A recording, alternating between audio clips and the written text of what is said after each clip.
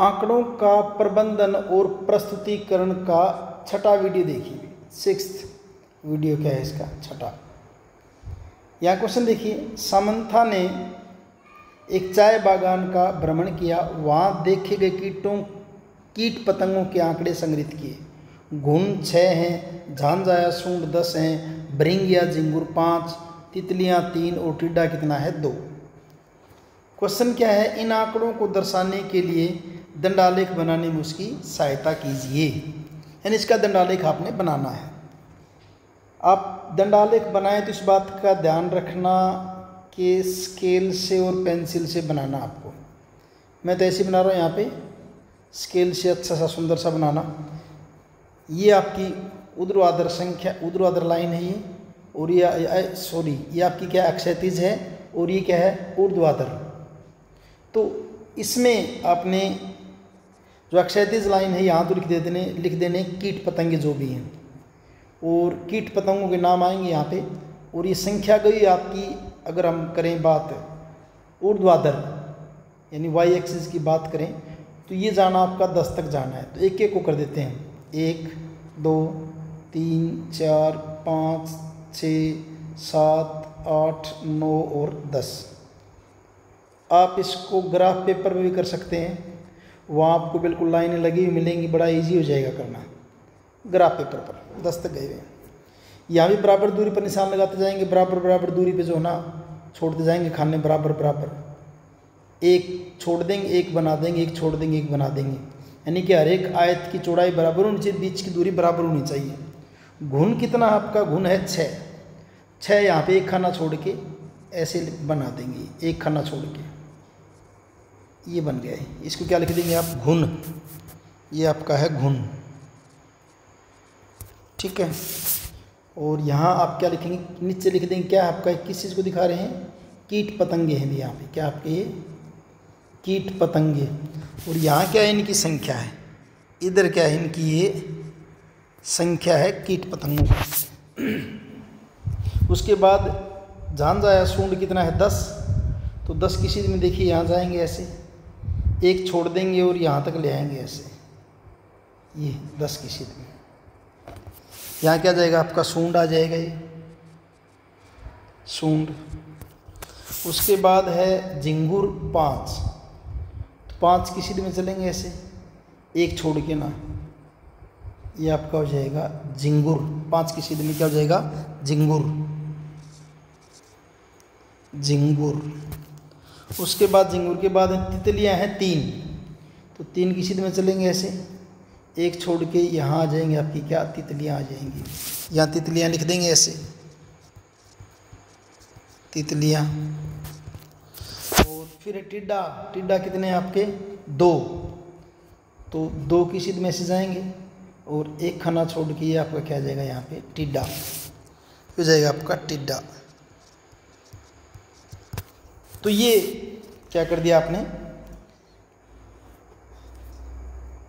दंडालेख बना दिया है इस ढंग से। ये आपका दंडालेख हो जाएगा ऐसे, ये वाला,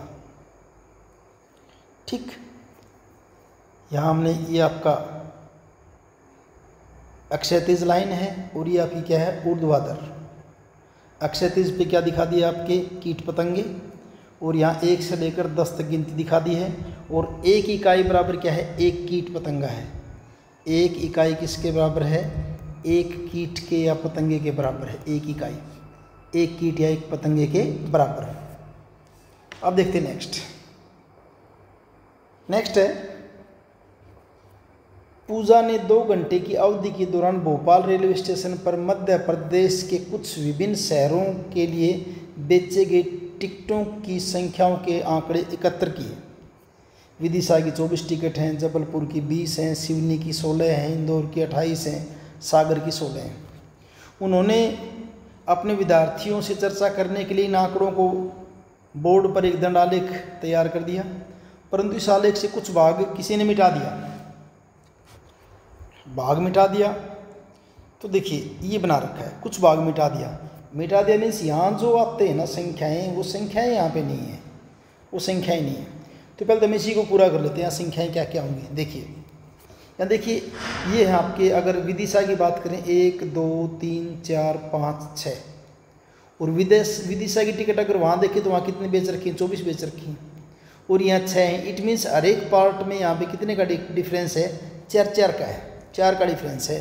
क्योंकि विदिशा की टिकट कितनी देखिए यहाँ पे, विदिशा की टिकट है 24, और यहाँ कितने भाग बने हुए, 6 भाग बने हुए, 1 2 3 4 5 6, यानी कि आप क्या करते हैं 24/6, तो 1 इकाई कितने के बराबर है, 4 के, यानी कि यहाँ आपका 0 है, यहाँ क्या हो जाएगा 4 8 4 3 12 4 चौके 16 4 पंजे 20 और 4 छिक्के 24।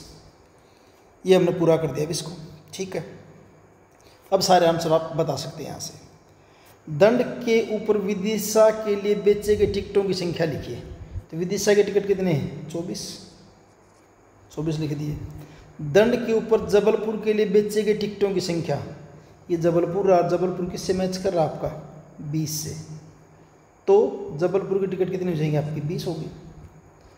फिर तीसरा क्वेश्चन, विदिशा का दंड 6 इकाई लंबाइयों तक है। विदिशा में कितनी इकाई थी, 6, मैंने जो पहले बता दी 6 इकाई है, तथा जबलपुर पर क्या है, 5 इकाइयों का है। जबलपुर पे कितनी इकाई है आपकी, 5 है तक है। इस आलेख के लिए पैमाना क्या है, पैमाना बता दिया भाई। अगर जबलपुर को काउंट करोगे तो देखिए जबलपुर में कितने हैं टिकट बिके हैं, 20, और इकाई कितनी है, 5, यानी 1 इकाई 5 चौके 20 कितने की होगी, 4 की। ऐसे अगर विदिशा के देखेंगे, विदिशा की टिकट कितनी है, 24, इकाई कितनी इसके अंदर, 6, तो 6 चौके 24, इट मीन्स 1 इकाई कितने की है, 4 की है। तो इस आलेख का पैमाना क्या है, तो इस आलेख का पैमाना क्या है अभी, ऊर्ध्वाधर में पैमाना क्या हो जाएगा, चाहे विदिशा से करिए चाहे जबलपुर से कीजिए, क्या कर देंगे देखिए, विदिशा से करेंगे तो 24/6 यानी कि 4, जबलपुर से करेंगे तो 20 बटा कितने हैं, 5 यानी कि 4, यानी कि 1 इकाई बराबर किसके है, 4 टिकट के बराबर है भी, 1 इकाई 4 टिकट के बराबर है। सागर के लिए सही दंड खींचिए। सागर का दंड बनाना आपने, पहले देखिए सागर के लिए कितना है, इसमें देखिए सागर कितने हैं, 16, तो 16 का दंड खींचना आपने। अब 16 क्या होगा, 4 चौके 16, तो इसकी सीध में आएगा, यहाँ हम क्या कर देंगे बराबर डिस्टेंस लेके बीच की, यहाँ क्या हो जाएगा आपका, ये सागर का दंड हो जाएगा, ऐसे ये सागर का हो जाएगा, ऐसे बना देंगे, ठीक है जी। स्केल को सम्मिलित करते हुए ऊर्ध्वाधर रेखा पर सही संख्या अंकित कीजिए। वो मैंने पहले ही कर दी है, ऊर्ध्वाधर पर सही संख्या मैंने पहले ही अंकित कर दिया है, ठीक है। उसके बाद आलेख में सिवनी और इंदौर के लिए खींचे गए दंड सही हैं, यदि नहीं तो सही दंड लिखिए। सिवनी और इंदौर, सिवनी का अगर यहाँ अगर हम देखते हैं ना इसके अंदर, तो इसमें कितना बना, सिवनी का कितना है, 16, एक बार लिख लेते हैं, यहाँ पे देख लेंगे बाद में, 16 है। इंदौर का सिवनी का कितना है, 16 है, और इंदौर का अगर यहाँ देखें तो क्या बन रहा है, देखिए 16 और 20 के बीच में बन रहा है इंदौर का, 16 और 20 के बीच में, इट मीन्स कितना हो जाएगा आपका, ये 18 बनेगा इसके हिसाब से, तो ठीक है। अब चेक करते हैं इसको, क्या है, सिवनी का कितना है यहाँ पे देखिए, सिवनी का 16 है, सही है, सिवनी का तो 16 ही है, ठीक है। फिर किसका, इंदौर का बना रखा 18 यहाँ पे इंदौर का कितना बना रखा 18, जबकि इंदौर का यहाँ पे है कितना 28, यानी इंदौर वाला गलत हो रखा है। सिवनी का ठीक है, सिवनी का यहाँ दे रखा है 16 और सिवनी का यहाँ 16, ये सही है। क्वेश्चन क्या था देखिए, दोबारा देख लेते हैं। क्या आलेख में सिवनी और इंदौर के लिए खींचे गए दंड सही है, यदि नहीं तो सही खींचिए।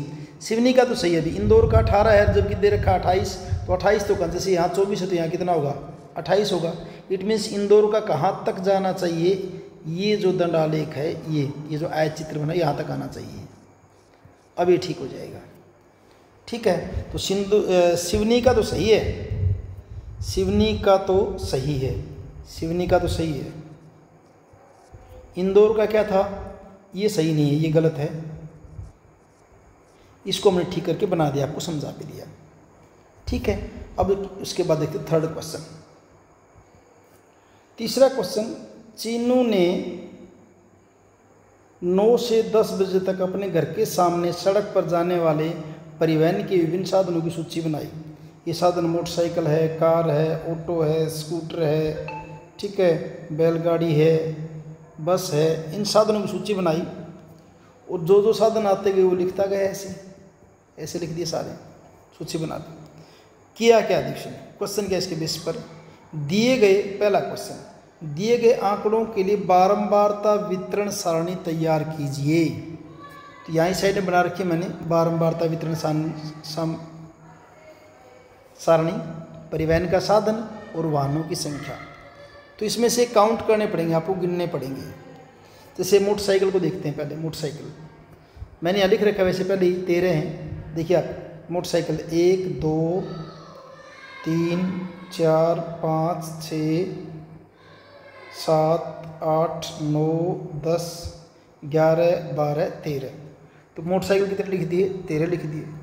उसके बाद कार को काउंट कर लेंगे, 1 2 3 4 4 5 5 5 5 5 5 फिर 5 और 6। कार कितनी है, 6। ऐसे स्कूटर का लिख लिया, बस का लिख लिया, ऑटो, इसमें काउंट करके आप इनकी संख्या इसके अंदर लिख देंगे तो आपकी क्या बन जाएगी, बारंबारता सारणी हो जाएगी। तो पहला क्वेश्चन क्या था, दिए गए आंकड़ों के लिए बारंबारता वितरण सारणी तैयार कीजिए, जो कि हमने तैयार कर दी है। दूसरा, परिवहन की कौन से साधन का उपयोग सबसे अधिक, किसका प्रयोग किया गया, सबसे ज़्यादा यहाँ क्या देखिए 13 क्या हैं, मोटरसाइकिल। तो इसका आंसर क्या हो जाएगा, मोटरसाइकिल। इसका आंसर क्या हो जाएगा, बी का मोटरसाइकिल, मोटरसाइकिल। ठीक है जी। अगला क्वेश्चन, यदि आप इन आंकड़ों को एकत्रित करने के लिए वहाँ होते तो आप यह कार्य किस प्रकार करते और संबंधित चरणों या प्रक्रिया को लिखिए। आपने प्रोसेस बतानी है कि अगर आप वहाँ होते ना तो आप इसको किस प्रकार करते। किस प्रकार करते, हम एक कागज़ लेते, जैसे कागज़ लेते, जैसे ये ले रखा है, और मैं इसको कैसे करता, जैसे हम बस प्रक्रिया लिखनी है, मैं आपको बता रहा हूँ कैसे करते इसको।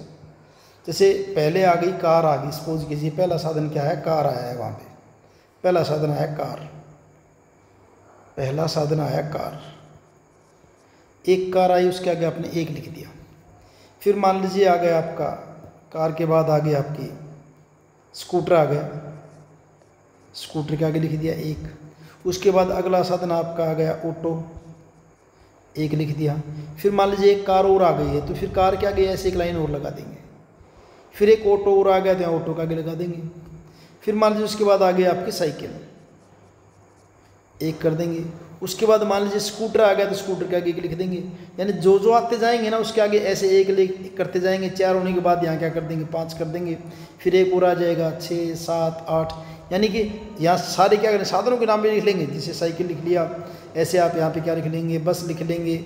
जो भी साधन आता है उसका नाम लिखते जाएंगे और उसके आगे एक एक करके ऐसे लाइन लगाते जाएंगे बार, और जो है इस ढंग से हम उनको जोड़ते जाएंगे। तो ये तरीका रहेगा आपको इसको करने के लिए। नेक्स्ट क्वेश्चन देखिए, एक पासे को 30 बार फेंकिए।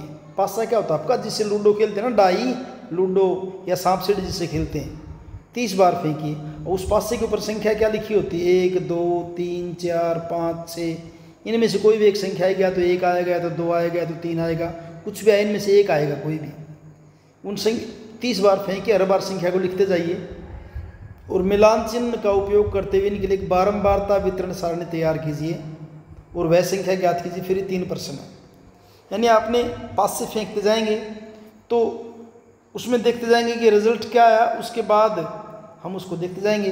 तो सबसे पहले तो बारंबारता सारणी बनाएंगे आप, और उसके बाद देखेंगे क्या करना है। यहाँ देखिए क्या है, संख्या क्या है आपकी, मान लीजिए संख्या 1 2 3 4 5 6, इनमें से कोई एक संख्या आएगी। यहाँ मैं लिख देता हूँ मिलान चिन्ह, मिलान चिन्ह, और यहाँ लिख देते हैं हम बारंबारता, यानी कितनी बार आई वो चीज़। ठीक है जी। अब हम ये मान के चलते हैं, ऐसा करें, कोई ज़रूरी नहीं यही आए, आप इसको अपने लेवल पर कर सकते हो।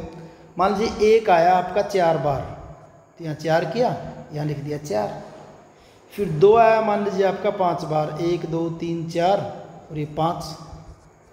3 आया, मान लीजिए आपका 6 बार आया है, 1 2 3 4 5 और 6, 3 आपका कितनी बार है, 6 बार है। फिर 4 आपका आया, मान लीजिए 8 बार, ये 6 बार है, 4 आया 8 बार, 1 2 3 4 5 6 7 8, 4 आपका 8 बार आया है। 5 मान लीजिए आया आपका 3 बार, 1 2 3, ये 3। 6 मान लीजिए आपका है 4 बार, इनसे अलग भी आ सकते, कोई ज़रूरी नहीं है यही आए। तो अब इसके आंसर देने हैं, इस टेबल को देख के ना, टेबल को देख के, क्या टेबल को देख के आपने आंसर देने हैं। पहला क्वेश्चन क्या देखिए, जो न्यूनतम बार आई वो संख्या बता, न्यूनतम बार। अब न्यूनतम इनके अंदर देखें तो न्यूनतम सबसे कम क्या आपका 3 बार है और कौन आया है 5, तो न्यूनतम बार जो संख्या आई वो आपकी क्या हो जाएगी 5। और हम दूसरा ले लेते हैं, न्यूनतम बार जो संख्या है आपकी क्या है, मान लीजिए 5 है। जो अधिकतम बार आई है, न्यूनतम बार कौन आई, न्यूनतम बार कौन सी संख्या आपकी 5 आई है। अधिकतम बार क्या है इसके अंदर, सबसे ज़्यादा बार, सबसे ज़्यादा बार 8 बार आया और वो कौन आया आपका 4, तो जो अधिकतम बार आई है वो आपका क्या हो जाएगा 4। जो समान बार आई है, जो बराबर आए हैं, बराबर कौन आ रखे हैं देखिए भी, 4 और 4, ये बराबर बार आ रहे हैं, वो कौन आपके 1 और 6, तो समान बार क्या है आपके 1 और 6। तो ये आपका होगा क्वेश्चन 4 जो है। तो यहाँ तक हमने 4 क्वेश्चन तक कर लिए हैं, 5वां क्वेश्चन नेक्स्ट वीडियो में बनाएंगे, नहीं तो वीडियो बड़ा हो जाएगा अभी, इसको नेक्स्ट पार्ट के अंदर बनाएंगे। Thank you.